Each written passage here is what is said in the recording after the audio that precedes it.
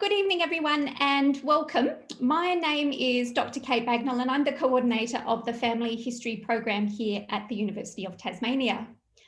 I'm speaking to you tonight from Nipaluna, Hobart, on Lutruwita, Tasmania. I acknowledge with deep respect the traditional owners of this land, the Mawinana people. The Mawinana people belong to the oldest continuing culture in the world. They cared for and protected country for thousands of years. They knew this land, they lived on this land, and they died on these lands, and I honour them.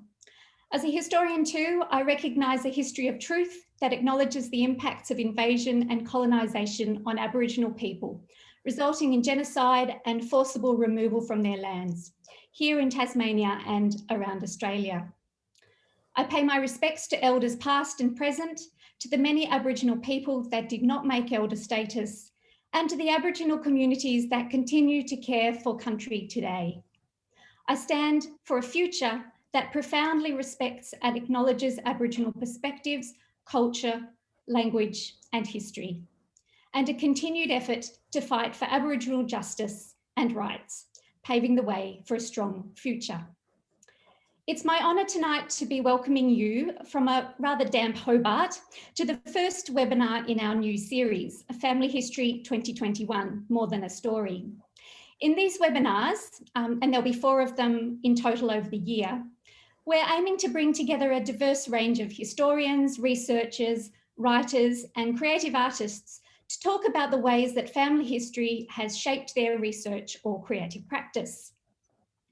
Those of us who teach in the family history program here at UTAS, and indeed many family historians themselves, know of the deep and significant ways that researching the lives of our ancestors can refigure our understandings of ourselves and our families and communities and beyond.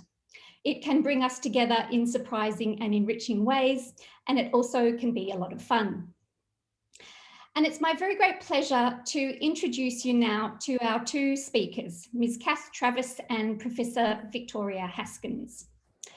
Kath is an Arrernte woman from Alice Springs, a stolen generation survivor, family historian, genealogist, author, and PhD student at Victoria University. Kath has recently published her family biography titled Minnie, Mum and Me, a Black-Headed Snake. Vicky is Professor of History at the University of Newcastle, where she is also co-director of the Purai Global Indigenous History Centre. Vicky researches histories of gender and colonisation, and she's interested in the connections between family histories, micro-histories, and wider histories of race, gender, and labour. Her books include One Bright Spot and Living the Locals, Early Europeans' Experience of Indigenous Life with John Maynard. So our webinar tonight will be in the form of a conversation between Kath and Vicky, facilitated by my UTAS family history colleague, Dr. Naomi Parry. And before I hand over to Naomi, who's going to run the rest of our program this evening, I'd just like to let you know that our next webinar will be on the 26th of May, another Wednesday evening, and we'll let you know the details about that in the coming weeks. So now over to Naomi. Thank you so much, Kate, and it's fantastic to see hundreds of people signing in from all over Australia. We're incredibly excited, and I think it's testament to our 2 speakers. I'm speaking to you from Darugangandangara land in Katoomba in the west of Sydney. We're drying out finally after a very soggy kind of a week, but it's really amazing to be able to come together and talk about this. And I'm so grateful to Kath and Victoria for agreeing to kick this webinar series off. So just a couple of housekeeping things. Because there's so many people here, the way we will do questions, there will be a question and answer at the end at about 20 to 7. And the way that we'll do that is questions will go up into a question and answer box, and I'll select some and read them out. So we just will not be able to get everybody to have a say, but I hope that that you are happy with the questions that I choose. The other thing is that this will be recorded and it will be published as soon as we can humanly get it up online. So it will be something that people can access online. So I'm going to kick this off with a few questions, and I know that the conversation will be lively and organic, and I don't think that I'll be needing to intervene very often. But the first question that I would like to start the conversation with is, Kath and Victoria, how did family history bring you together? I'm going to attempt to answer this first, if that's all right, Vicky. Firstly, I just want to do an acknowledgement of country also. So today I'm currently on the Bellarine Peninsula near Geelong in Victoria, and I'm on the beautiful Wadawurrung country, the traditional lands of my children on their father's side, Lachlan, Tegan and Jordan. I pay my respects to them and their elders past and present, and those that are emerging. I also acknowledge all the traditional lands on whose country that we're all meeting on or sitting on tonight, and pay my respects to the warriors of the past who've paved the way for us in the present so that we can provide safe passage as we walk on country now and into the future. And I've jumped in and I've said to Vicky, I think that I'd like to start just because I think to be able to do this today, I need to be able to provide some context about my story and how Vicky and I were able to come together. I'm a proud Imunda woman of the Aranda people of Alice Springs, and I'm a third generation stolen generation survivor and family historian. So my grandmother had been abducted in 1920. And that's from Central Australia by an anthropologist, and she was aged 11 at the time. And as I was growing up in a family of Second Nations, a family had come from England, knowing that I'd been told I was First Nations when I was 7, I'd always been on this journey of trying to understand what had happened to my family. What I knew about Nan's abduction, and I only knew that obviously later in life, was that her abduction didn't fit any government policy, neither was it legal under British law. What I found in my journey of discovery was that Nan had been further enslaved by the family of the abductors for the next 37 years of her life, which saw the South Australian government being complicit in her, not only her abduction, but the further removal of her daughter, my mother, who'd been institutionalised at age 2 weeks, and where she had also remained institutionalised for 26 years. And during that time, she'd given birth to my older sister, myself and my younger sister. So I found out that I was Aboriginal when I was 7. I knew that I'd been adopted. I met my mother when I was 19 in 1985, seems so long ago. And I really began formally doing the research 6 or so years ago.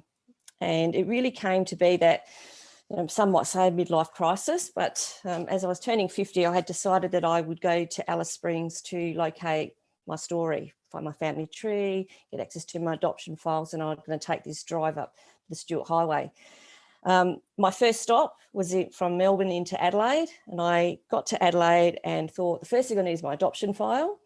And I was greeted by the beautiful Andrew Wilson of the State Records Office in Adelaide. And he basically said to me at this point, like straight up, I know somebody who's been researching your Nan's story, and Professor Victoria Haskins has this knowledge about your Nan. And I was like, wow, like I couldn't have believed that anybody else would know about Nan's story when I didn't, and nor did our family.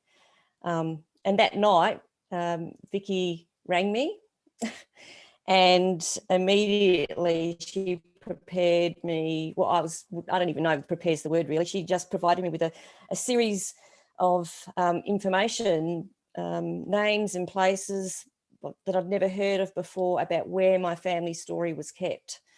And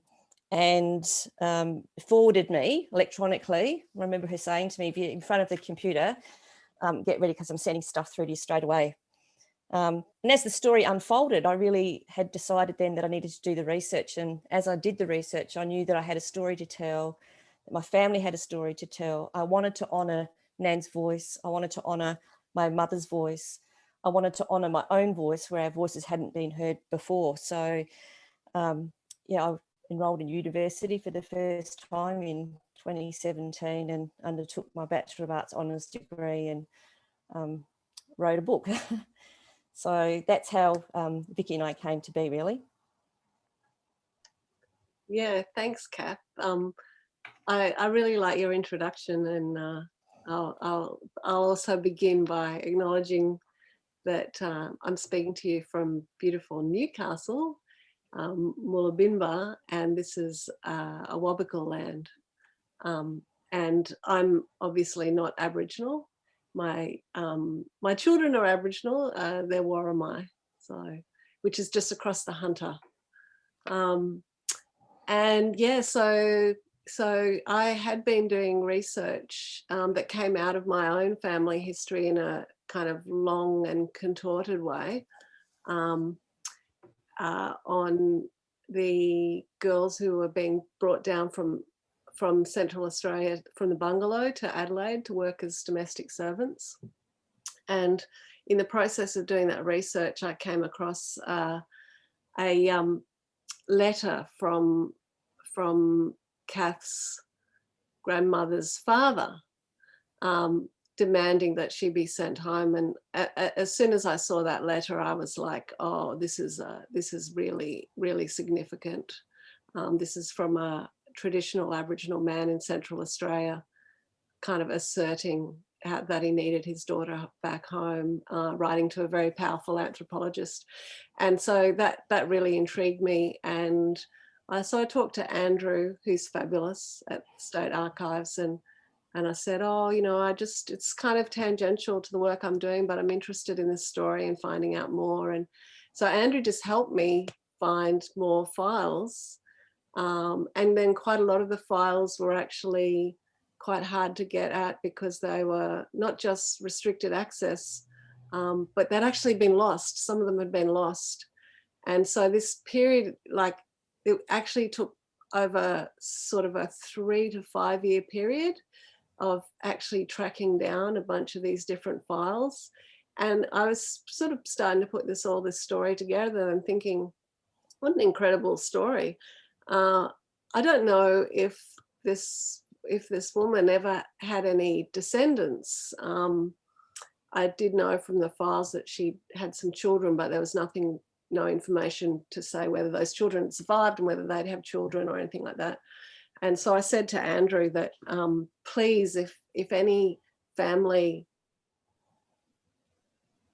was into archives looking for their family history, just, you know, let them know that I've got this research to give them. And so then Andrew rang me up one day and said, oh, you know, the granddaughter of the woman you've been looking at has come in today, and I said that I'd contact you and see if you'd be happy to speak to her. And I was like, excellent. So rang up Kath, and I was actually not prepared for Kath. We've talked about this. I kind of assumed that Kath had quite a lot of knowledge already. So I was just like, oh, brilliant, you know, here's the material. Poor Kath had no idea at all. So that was a bit, you know, shows a good stamina that you didn't just fall off your perch immediately. But yeah, it was great. And then, you know, we got on really well. And Kath came up to visit me not long after that. And we've just continued on. And Kath's then shared her story with me and the much further research that you've done. And that's been really amazing as well. So I feel like I've been brought into Kath's family history as a, you know, kind of friend of the family or something, which is really nice. Oh, that's amazing. And I think that Kath has sort of answered the next question, but I mean, obviously family history is central to the work that you both do, but I know that it's been something that's very much shaped your career, Vicky. And so I wonder if you would explain how delving into your family history changed you and shaped what you're doing now. Well, I was doing a PhD, and this is back in the 90s, and I wanted to do something on the history of relationships between Aboriginal and white women, which I'd grown up in Kununurra with mostly Aboriginal people, and my friends were all Aboriginal. And so when I was able to do a PhD, although I hadn't done any Aboriginal history, I have to say, but I thought, oh, this would be a really interesting topic to look at the history of women's relationships. But I couldn't really find a way through that. I couldn't really get that to kind of connect. And so I actually deferred, and I went back to the Kimberleys to try to get a sense of my bearings and where I was coming from. And that was a great experience, but it didn't really help me. All it did was make me more realize that I wasn't quite sure where I fit. And so I went to stay with my grandmother, and my grandmother asked me to do some family history for her. And I was like, oh, I thought family history was just like the worst thing, the most, I was a total snob about family history, which is really a white person's way of thinking. Well, I shouldn't say that, but you know, it just seemed like not real history to me. But my grandmother was looking after me and everything, so I was like, oh, okay, I'll do family history for you. And then she brought out these photographs to show me, and and she was trying to get me interested in family history, and one of the photographs showed her as a little toddler with an Aboriginal woman wearing a nurse's outfit, which just really staggered me, and I was totally not expecting that. So I was like, oh, who's that? And Gran kind of took the photograph from me, and she's like, oh, dear old Mary, you know, she was more than my own mother to me. And I was just like, that's really not what, I wasn't expecting you to say anything like that. And so I kind of pressed her a bit more, and she said, oh, well, she looked after me until I was about 6, and then she just disappeared. And so that was very, you know, intriguing for me and strange. And this is before the Stolen Generations stuff had come out, although Link Up was working at that time, but it hadn't got out to the wider public at all. And so I was kind of like, oh, okay, I'm getting a bit more interested in this family history thing. And my great-grandmother left all these boxes of papers. And so I started to open up these boxes.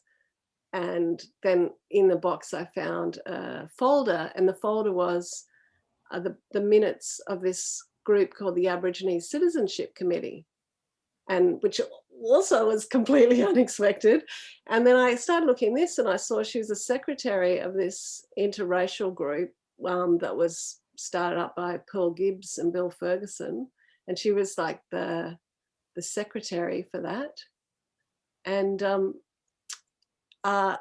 I started to go through all of her papers and found out that she'd had a series of Aboriginal girls who'd been working for her as servants through this removal policy, which I only just started to work out what that was all about.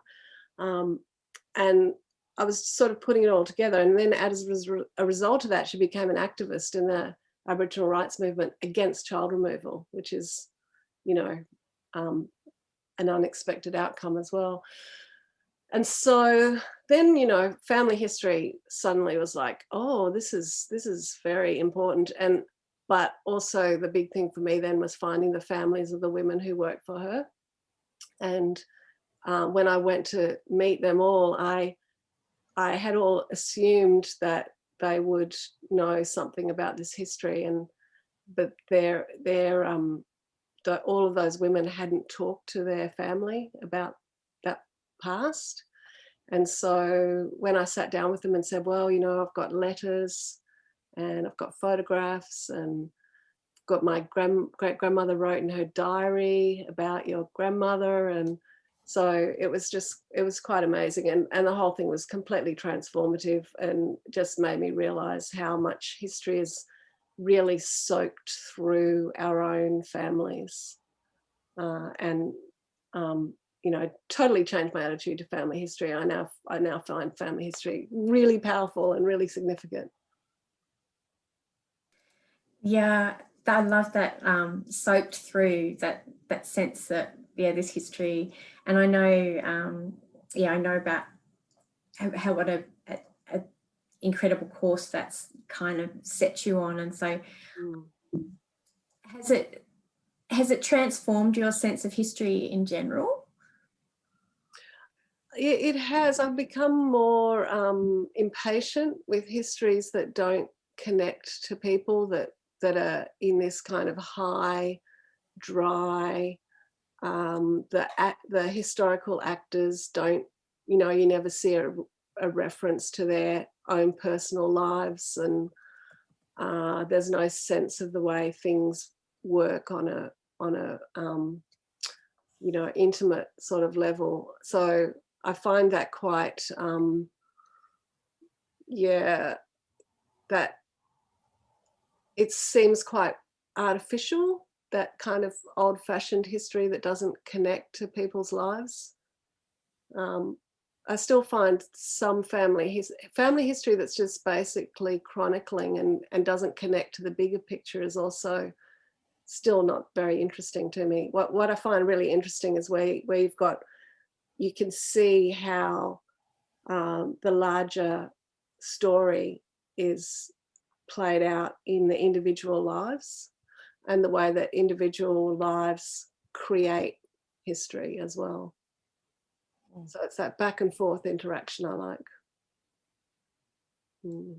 Yeah, I agree. I think, and I think as you get, for myself as a historian, as my history is kind of broadened, I've found that chasing family history takes me new places, which I think is a really quite astounding thing. But as well as that, you kind of need to sort of balance the two things. Before we go on with the discussion, I just want to say that we have for questions, if you have questions that you would like to have addressed, it's best to use the Q&A panel. So if you, on my screen, I've got 3 little dots at the bottom that says more, and then at the bottom there's a Q&A thing. So that puts you into a different menu than the chat menu, and we'll pull the questions from the Q&A thing. So that's the only kind of housekeeping thing that I need to say at the moment. I'm loving the comments that are coming through, and people telling us about, you know, finding pictures of Aboriginal servants in their own family archives, which is something quite cool. Yeah, so one of the things that intrigues me, and I think that I really want to kind of talk about, and Kath, we're going to sort of turn to you here, and both of you I think will have some input into this particular question, but Kath has described her work as reauthoring the colonial archive. So the first thing that I would like to ask is, can you explain how an archive is a colonial space? Sure. There's so many things I could comment about, really. You know, it's interesting listening to Vicky about her, how research, family history has impacted her work today. For me, understanding history until I had met Vicky was really like what I'd learnt at school. And it was very patrilineal, it was a bit fatherly in some way. And I started to ask myself, where were the voices of First Nations people, particularly women, and why were we not included in the narrative? And it was sort of like we just disappeared, you know, which sort of just, you know, feeds the historical fallacy that we're going to get rid of First Nations people.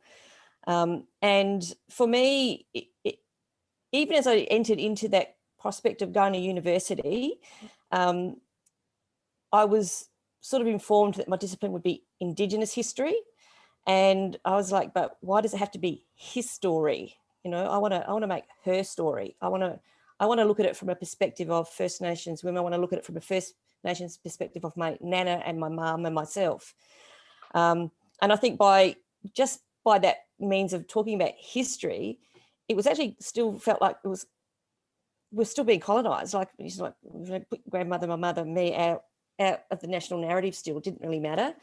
And I was really lucky. I was so supported by the Mundani Balak academic unit of VU, who really provided me with an opportunity to tell my truths. And so when I think about writing our story, our family story, reauthoring it from the archives, I wanted it to be a her story. And because it couldn't have been anything else, because it was the women's voices in our family. And when I think about that colonial space, the whole journey, the experience of, going into places, into those repositories that I'd never been into before, and thinking that, for Vicky, her story was really easy to find, in some sense, because, it was in a box and, it was available to her. But for First Nations people, those stories they're not there for us to access. They're not in a box just somewhere there, but they're in our family's shed, for example. It's in those colonial spaces. It's the places where you have to go to the state records, into the museums, into the libraries, and they're places that I'd never been to before, and I didn't understand the terminology that was being used. And I remember my first experience of going to the Mitchell Library, and I was sort of really excited, and had my husband taking photos and videos of me standing at the front of the door, the Mitchell Library, and there's that door. For anybody who's been there, it's that door. And then there was this, with all these images in the door of First Nations people, standing on the one leg, as, like, this is the way First Nations people, and they had a tour, and all these people were standing behind me, looking at the door, talking about the images. I was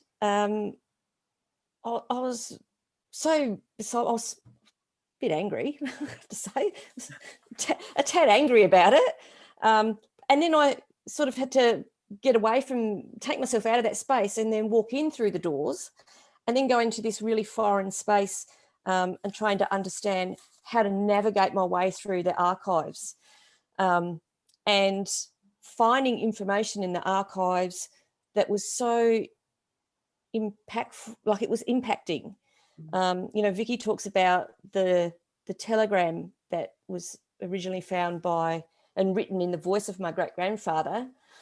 When I did the research with the help of Vicky, I was able to understand that the anthropologist who had abducted my nan, all of his diaries and photographs were held at the Mitchell Library. And so then it was my next attempt was then to go and find those things. And then finding them and reading about what was going on in this trip that he had taken when he abducted my grandmother, where her voice wasn't there. And I think, as I delved further into that, I also understood that the research was telling me that, Nan was talked about as what she was, as opposed to who she was. She was identified as in newspaper articles as, a lovable creature, as the uncivilized, who's become civilized. And it was always about, what she was rather than who she was. So for me, everything about that process for me is very, very colonial. It's not a friendly, welcoming space for First Nations people. I found it really powerful, Kath, when you were at Mitchell Library, and you remember you were calling me and you were like taking photos on your phone and sending them to me of those photos, which were so confronting. And so, really like coming in and having to kind of deal with that. And it's just really a process that never was considered before, that this would be happening. But there's in that kind of decolonizing process, it's like there's a kind of confrontation that goes on in the archives all the time that doesn't really come to the fore unless you do start doing these family histories. So one of the things that really was powerful for me was with my grandmother, because she, as a well-to-do white woman, thought her voice mattered, and she was a feminist as well, which is why she kept all these records. But also she wanted to expose the protection board, and so she was writing in the diary about what they were doing, but she was keeping records. And when I actually went to the protection board records that are still surviving, so much stuff had been destroyed, but my great grandmother had kept copies that kind of proved some of the things they did, like try to arrest one of the girls that worked for her without a warrant, just send around a policeman, and my great grandmother was standing in front of them going, you know, over my dead body kind of thing. And that she had the correspondence around that, which was destroyed in the Protection Board archives.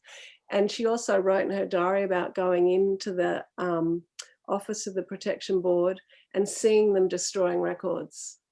So that's a kind of another way of challenging the archives through family history, because families keep different things that they're, you know, the Colonial Archive has a, you know, there's all sorts of theorizing about the way archives decide what is kept. And it's the body that keeps the records in the first place that makes all those power decisions.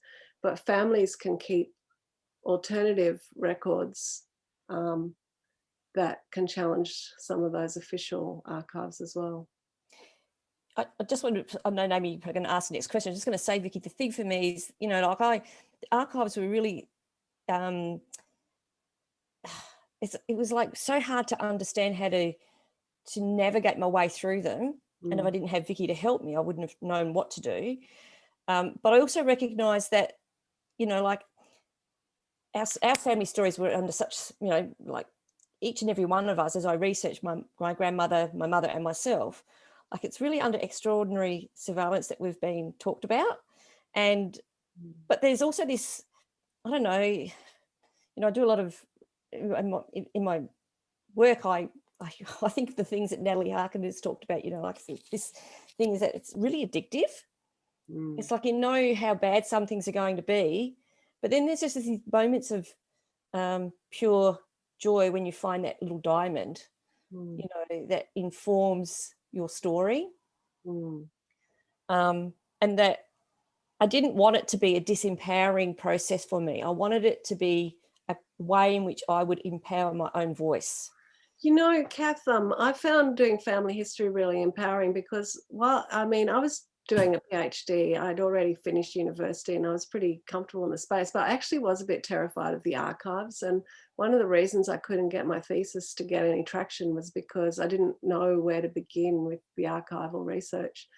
But when I found my great-grandmother's papers, I had to organise them, and it made me understand how archives worked. So, I mean, it's totally different from your experience, but also it was through doing my family that I became confident in navigating the official archives, which, you know, they're pretty intimidating for anybody, really.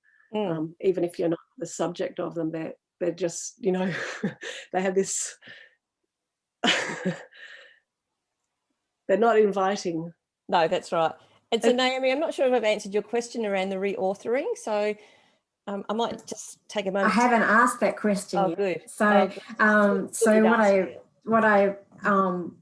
I mean, that's just such an incredible kind of insight, and it had occurred to me that those doors at the Mitchell Library, which are, you know, they're enormous, absolutely enormous brass doors. They're very, very heavy, so they are kind of intimidating. They're like castle doors, but they're covered in pictures of Indigenous people, and I know that the State Library, once you get inside, there's Indigenous librarians who welcome Indigenous researchers, and they're very kind people. There's a good unit and do a lot of work to make Aboriginal people feel safe in the space, and including providing private rooms and all those other kinds of things. But you have to get across the threshold, don't you? And if you don't know how to, and in New South Wales, if you want to look at the records of the Protection Board, that means going out to Kingswood, which is like literally in a paddock.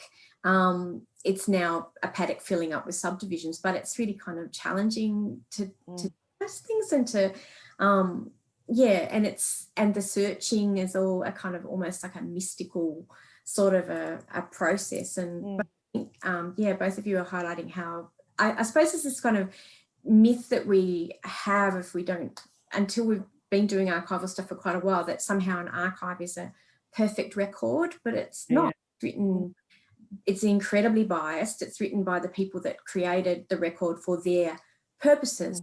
And this leads into the next question, Kath, you know what I'm going to say.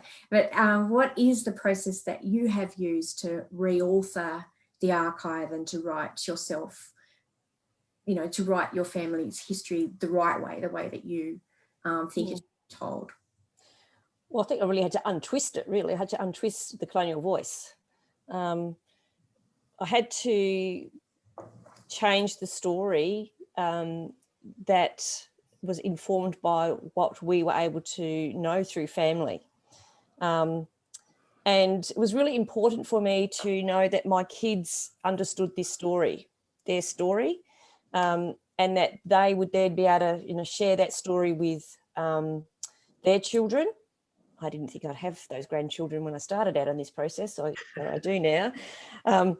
And it was most important that that I was able to create some form of what I call the cultural artifact. I wanted to leave a legacy for them, and so I chose to put this book together, which is coffee table sort of shape size book, because I didn't want them to just put it on a shelf or under their bed and lose it.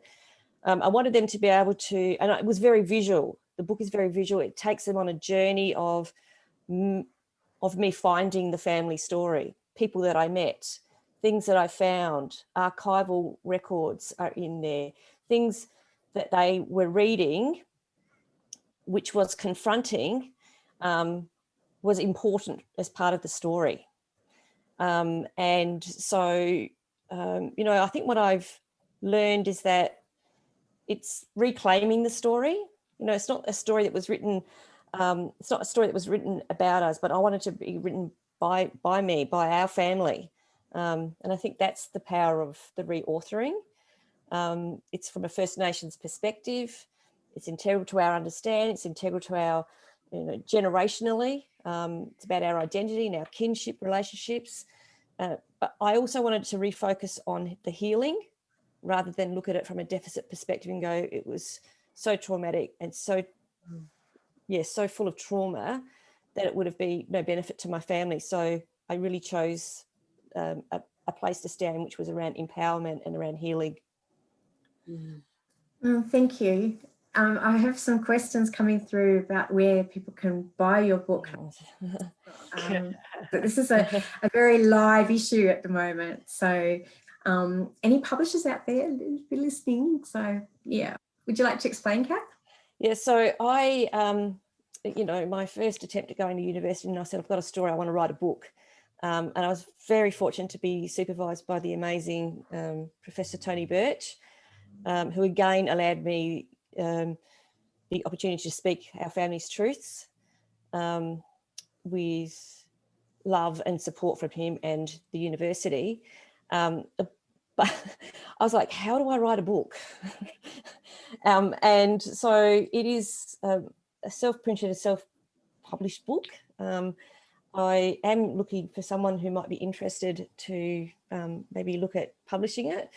I printed 20 off at the first up, you know, a couple for the examiners, a couple for, obviously, for my family. There's the book. And so for some friends. And what happened then was my sister, with her book, had decided that she'd like to share it with some of the schools that she worked in Geelong. And I said to her, I didn't want the books going into the schools and viewed voyeuristically, because the story it comes from a very personal place. And not only was she working there, but we both had nieces and nephews at the schools, across 4 of the Catholic schools. So we really wanted to ensure that the book was used for the right purpose, not voyeuristically, and so that we created a culturally safe space for my sister and our nieces and nephews. And all of a sudden, I'm now going to the schools and talking about it, and people looking at it for curriculum change. And I think I'm up to 82 books. But because they're self-printed, I'm basically having to reorder them at 10 or 20 at a time. So I mean, I know that the story, our Nan's story is significantly important to this country. I know that, as is the story of my mother and as is mine. But I truly didn't know whether anybody else would be interested in the way in which I had reauthored it. What I now know is that it is much more important, much more wanting to be used by other people to read and to understand the truth of this country. That our voice isn't going to just go away. Our voice is here, has been here, and will continue to be here. Can't purchase it. If I said that, I'd have too many requests for invoices, and it would take me forever. No, I think judging by the interest that you have here, that quite a lot of people would be interested. And one of the suggestions is Magabala. I mean, there's other, and one of the questions is, are there many books written by stolen generation survivors available? And I believe the answer is nowhere near enough. There are some, but nowhere near enough. And every voice has a unique. I've got a question coming from Jane Lydon, Western Australia, who asks why the anthropologist abducted your grandmother and who was he? And Jane says was a terrible thing to do. But who was this anthropologist? The anthropologist was Dr. Herbert Bazadow. Oh.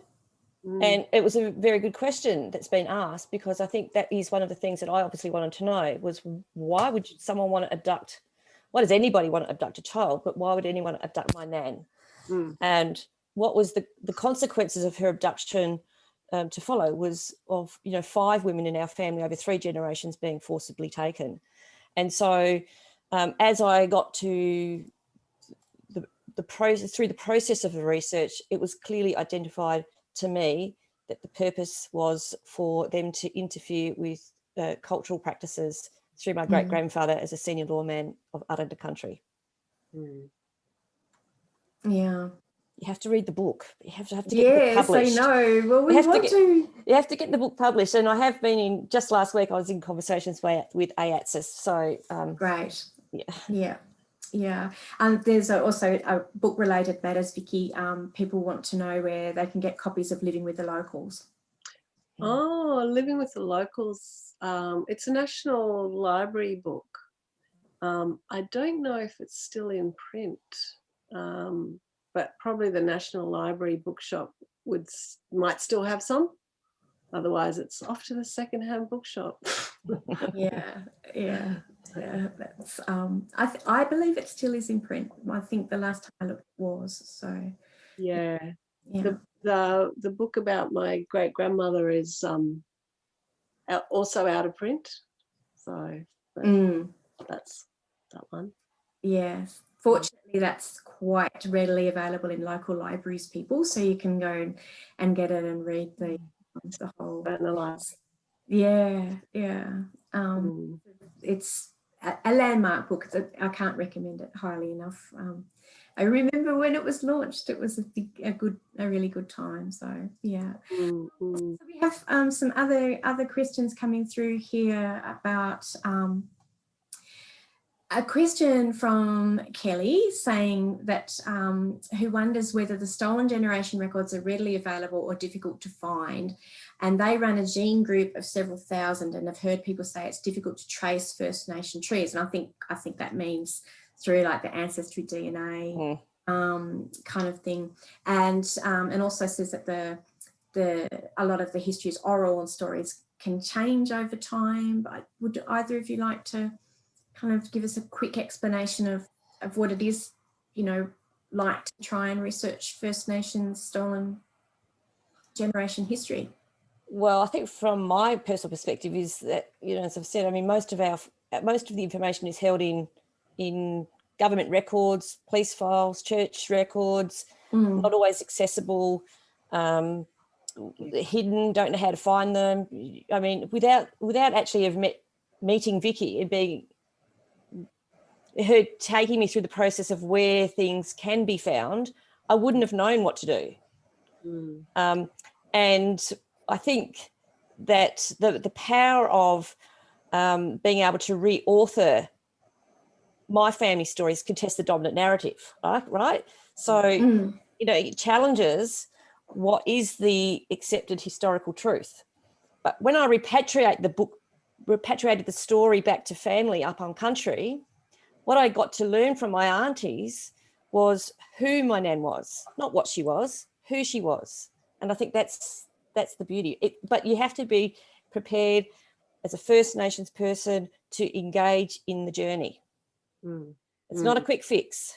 You've got to take the journey. It's not just about going on to, for example, finding your DNA. I mean, that's just, that's not a process. It really is about identifying with yourself that you're going to embark on this journey that is hard, it is long, it is beautiful at the end, it's beautiful at the beginning, it's beautiful all the way throughout, but it's going to have moments where it's really, really difficult. And you just need to gather the right people around you to support you to do it. The records, well, Naomi, you'd know this very well from your own work, but from the Bringing Them Home report, there's been quite a lot of indexing of the official records by name. So people can, if their family was removed under government kind of surveillance, then it's likely that somewhere that name will be in the records and you can get access. But the access process is quite painful. It's not, you can't just walk in and say, hey, I want to look at my family's records. You have to prove that they're your family, and you have to, go through quite a lot of difficulty just to get that access. But there's really good Indigenous archivists or, non-Indigenous archivists who are very sympathetic and well-trained, who are often there to help guide people. But then when you find those records, sometimes they're not that helpful. And there's that kind of frustration. I think what Kath was saying about the addiction of finding the gem and the diamond, a lot of the time you're kind of looking through, it doesn't really give you a lot of a sense of that person. It only gives you a sense of how that person's entered the record. Trying to catch what their actual life and experience was like is much harder. And the thing that I found difficult with the records of your grandmother, Kath, was that she never speaks in them, and there's even some correspondence where the missionary that's going and reporting on her is saying, she didn't want to speak, like literally is not speaking. So when you're kind of trying to get your family, a sense of who your family are, it's a little frustrating as well. And then there's a lot of people who can't find their family history as Aboriginal people because their family might have slipped under the radar, and so there is no surveillance on them. But they've also done things like change their names and move places. And women, of course, this is a problem for all family historians. Women just change their names constantly, so you lose track of them very quickly. Yeah, I think all of those things are definitely the case. And I'm getting back to, as Vicky pointed out with the indexing, one thing that has happened over the last 5 or 6 years in earnest has been an Australian government funded way of apologising to people who are stolen generations and members of... there's still nowhere near enough funding to get the historical records back to the families. There's no, I've worked with families have to go looking. Yeah, I've worked with the archives all around Australia, and my situation is different because I'm not doing my own family history, so I can't look at individuals' files. I can only look at the larger picture stuff. But I can see there's only there's not enough resourcing. There's only one poor person per archive who's got to handle all the people who are looking for their family histories, and it's so under-resourced, and there's no long-term planning. They're not succession planning. Like, I don't know if Andrew Wilson in South Australia has got a trainee yet. You know, it's just really needs to have money put towards it. It's really important. And while IATSIS is a great place for First Nations people to start, there's always more that you need to find to like I went across two territories across 3 states. So, you know, to piece it all together, I mean, that's not going to be the same for everybody, but I think that it is, there's a definite funding issue, and there's a definite need for First Nations stolen generation survivors to have access to their stories. And, you know, we are getting older, and people are not going to be around to wait for funding to get access to their stories. And our children need to know their stories. Because it's not really funded because it doesn't make money. You know, and we live in this society where you don't put money in anything unless it has return on investment. And this is actually something that would be really good for our whole society. Yes. And something really worth putting our money towards. But people didn't have to do the digging themselves and use their own resources. You know, that, I mean, Kath has repatriated her story. She's found it and taken it back, but there's a lot of people that don't know how much information about them is held in archives. And so, like anybody who has any contact with the social welfare system in any state, there's a, you know, there is going to be almost certainly some information about them, but to find it, you have to have an idea that it's going to be there, and then get through whoever's in charge of freedom of information, so that department, and go through the whole long process, usually with fees involved and all these other kinds of things. And so there's no sort of way to bring it back. And I mean, it's something that people have to really kind of push for and argue for. So I might just, we're getting towards the end. So I just kind of want to, I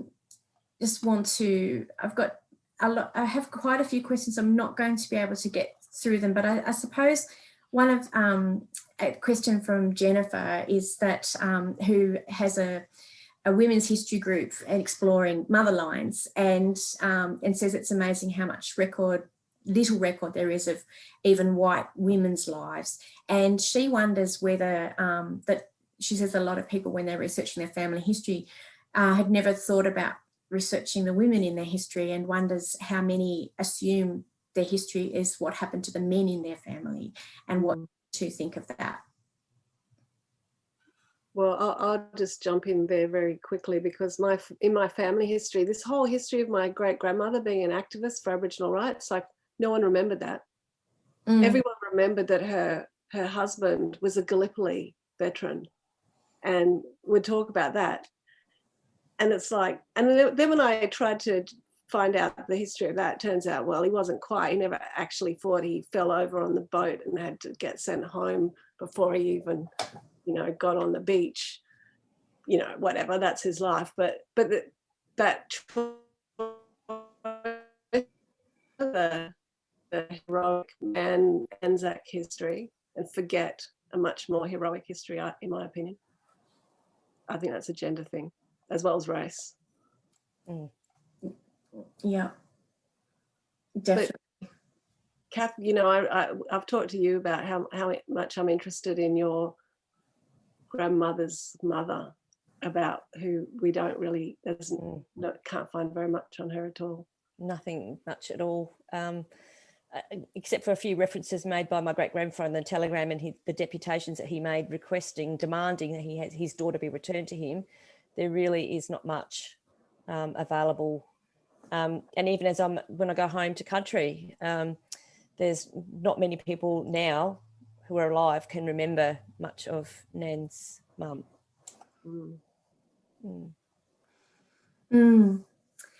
Yeah, I'm getting some comments coming through on the chat about how hard it is to access your ward of state file.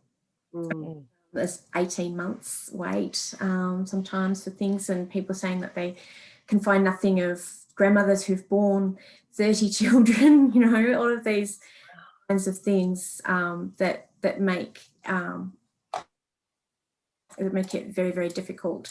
I suppose there's a question here about whether the presentation will be able to rewatch. And yes, again, I'll reiterate, it will be recorded and it will be online, and we'll also save the chat, which has come another way, and try and respond to some of the questions that have been raised in the chat, but we might do that privately afterwards. But yeah, I guess it's now 3 minutes to 7, so I kind of need to wrap it up. But I just want to thank you both for the incredible insights and the sort of exciting, like I find it really exciting. I love Vicky's statement that that as a white person who, you know, as a beginning historian like myself, I mean, Vicky and I should explain, we've known each other for I don't want to say how many decades, but it's been a while, and we do work on the same kinds of areas. And Vicky supported me when I was doing my own PhD into stolen generations and white kids and state welfare. And I have also had for a long time the feeling that family history was boring, and have found my own kind of very different way to getting into my own family history. But I like very much that you said that it's a white person's way about family history, and do you just want to clarify precisely why it's a white person's way, Vicky? Well, I feel bad for saying that. I shouldn't say things like that. And I've just doubled down, so yeah. It's just that kind of, it's a class thing as well. It's just like a, you know, idea about the old positivist kind of thing about real history is the doings of great people, great men, you know, kings and so forth. And it's just really, it's really saturated in Western European culture to think like that. And it's so saturated that we're not even really aware that we think like that until you start changing your mind. Yeah, absolutely. But I did notice, I did always notice that Aboriginal people really thought family history was really important. And you know, it wasn't until I found my own family history, I was like, oh, I get it.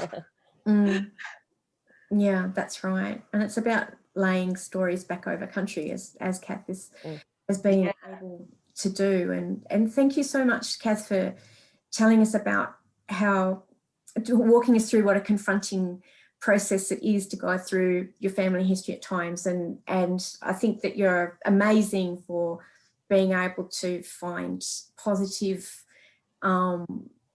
things and to be able to act to reunite your family under those kinds of circumstances and take those stories home. I just that idea that is such a powerful thing that I think all family historians need to remember is who's made the archives and for what purpose, and then how do those people within the archive get a voice and be able to actually speak. I love the image of your grandmother refusing to speak.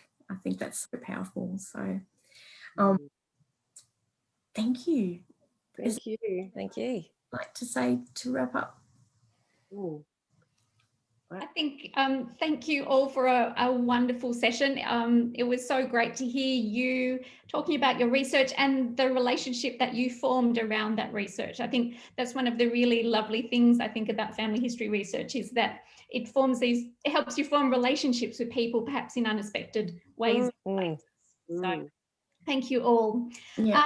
So I'll finish there and remind everybody that we've got another session coming up at the end of May, and we'll send out the details, make those known when we've finalised them all.